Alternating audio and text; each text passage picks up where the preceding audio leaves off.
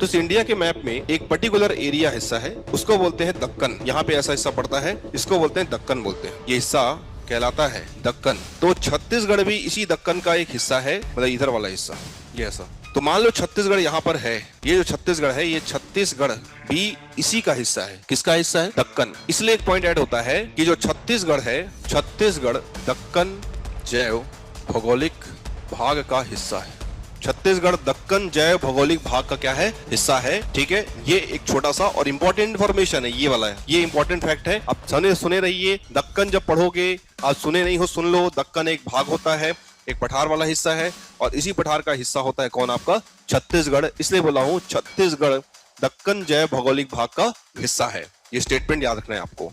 और भारत के मध्यवर्ती राज्य में आता है, और ये छत्तीसगढ़ जो है ये भी उत्तर पूर्वी गोलार्ध में स्थित है।